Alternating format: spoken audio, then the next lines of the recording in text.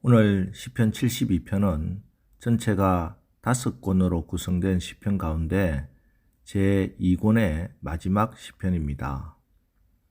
본 시편은 표제에 나타난 것처럼 솔로몬의 시라고 보는 사람도 있고, 마지막 부분에 이새의 아들 다윗의 기도가 끝나니라 하는 말씀 때문에 다윗의 시편이라 하고 주장하는 학자들도 있고, 아님 다윗이 솔로몬을 위해 지은 시라 이렇게 보는 사람들도 있습니다.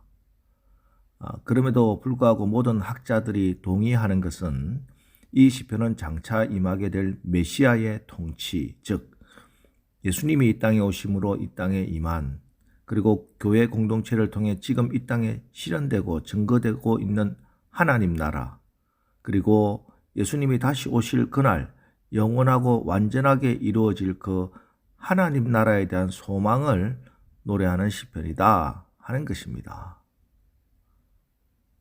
그럼 하나님이 다스리시는 하나님 나라는 어떤 나라인가? 첫 번째는 하나님의 지혜와 판단력으로 통치되는 공의로운 나라입니다. 1절을 보면은 하나님이여 주의 판단력을 왕에게 주시고 주의 공의를 왕의 아들에게 주소서 하고 기도하고 있습니다.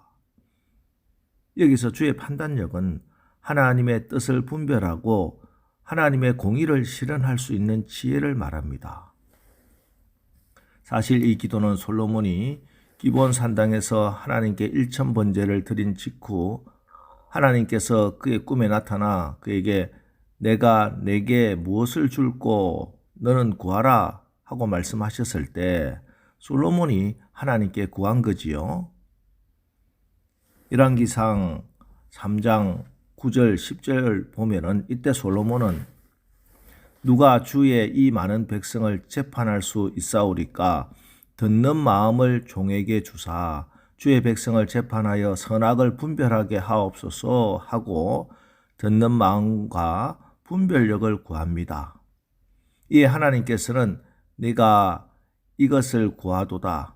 자기를 위하여 장수하기를 구하지 아니하며 부도 구하지 아니하며 자기 원수의 생명을 멸하기도 구하지 아니하고 오직 송사를 듣고 분별하는 지혜를 구하였으니 내가 내 말대로 하여 내게 지혜롭고 총명한 마음을 주겠다 하고 축복하십니다.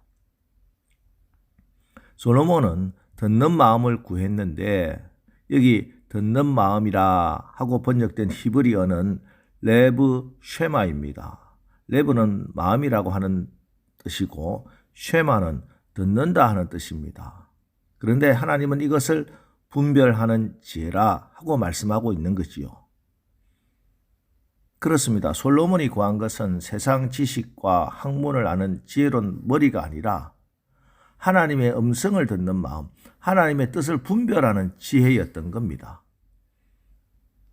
이 하나님의 뜻을 분별하는 듣는 마음, 주의 판단력이 있었기에 상대방, 특별히 하나님이 긍휼히 여기시는 약한 자들의 마음을 읽고 그들의 아픔을 해결해 줄 수 있었던 겁니다. 그래서 2절, 그가 주의 백성을 공의로 재판하며 주의 가난한 자를 정의로 재판하리니. 성경에 나오는 솔로몬의 대표적인 재판 내용이 무엇입니까?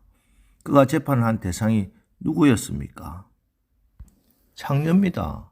당시 가장 인정받지 못한 사람들, 재판 밖에 있던 사람들, 가장 힘없는 자들입니다.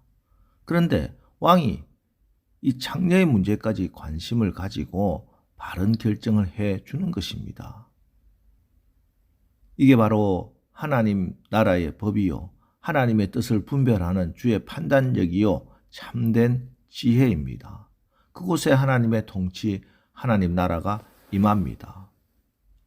그래서 하나님은 교만한 자를 대적하시고 약한 자, 하나님만 의지하는 겸손한 자를 쓰십니다.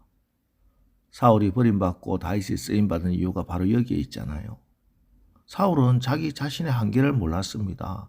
왕이 되면은 제사장이 하는 제사까지 다 집례할 줄 알았습니다. 그리고 갈멜산에 자기를 위해 성전 기념비를 세웁니다.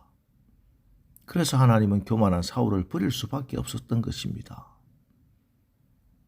그럼 하나님 앞에 겸손한 자, 약한 자가 누구냐? 이 시대의 다윗과 같은 사람이 누구냐? 전적으로 하나님을 의지하는 자입니다. 하나님께 두 손 들고 항복하는 자입니다. 오늘 이 새벽에 나와 기도하는 바로 여러분들이에요.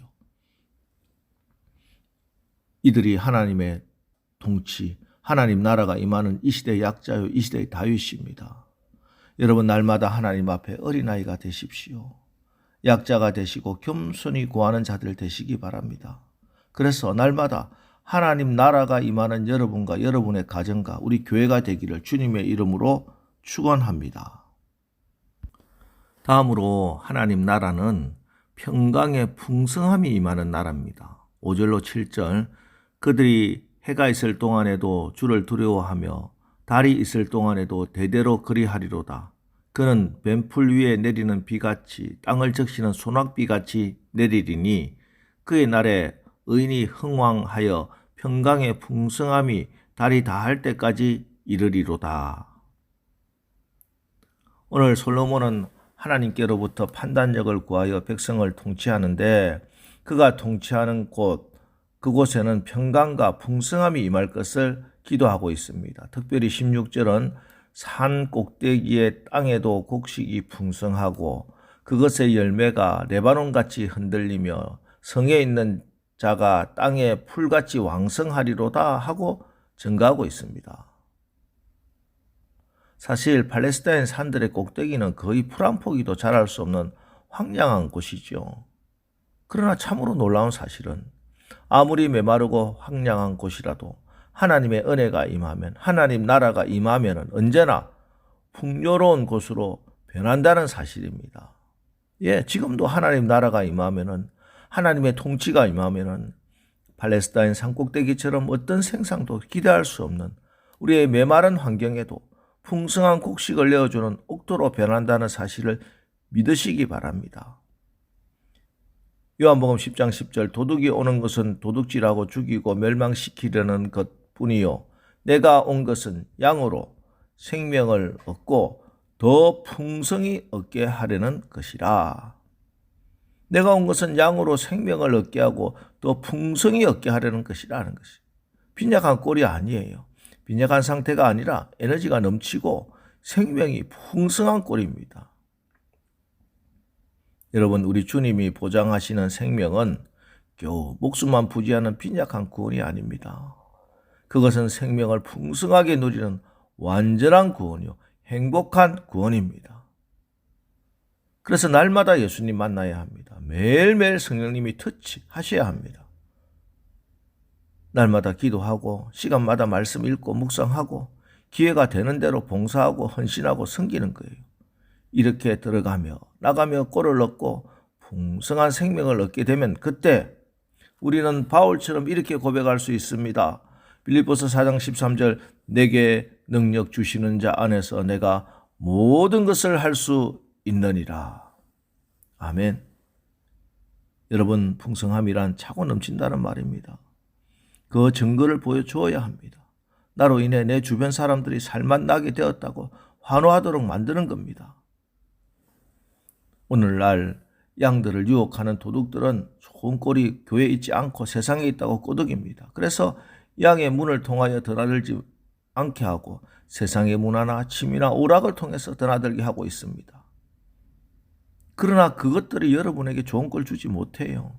좋은 꼴은 오직 양의 문이신 예수 그리스도를 따라가며 그분을 통하여 배우고 순종하는 것뿐입니다. 새벽마다 하늘로부터 내리는 생명의 꼴을 받아 먹으시기 바랍니다. 주시는 말씀 묵상하고 적용하여 나의 삶에 우리 가정에 영양가가 되고 에너지가 되고 능력이 되게 풍성하게 하십시오. 오늘 하루 우리가 더욱더 겸손하게 하나님만 의지하며 기도하시고 그래서 주님이 주시는 생명을 풍성히 누리고 주변에 죽어가는 환경과 사람들까지 살리는 풍성한 하나님 나라가 임하는 축복된 삶을 살아가기를 주님의 이름으로 축원합니다. 기도하겠습니다. 하나님, 세상의 많은 소리로 우리의 듣는 귀가 막히지 않게 하시고 주님의 말씀을 듣는 마음을 주옵소서. 저희들이 마음이 말씀을 사모하고 믿음과 사랑과 소망으로 가득 차게 하여 주시옵소서.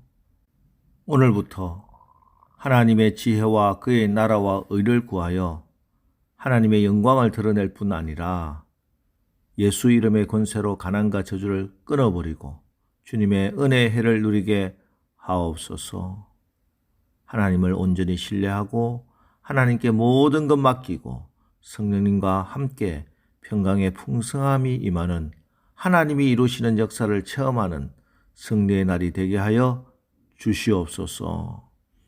예수님의 이름으로 기도합니다. 아멘.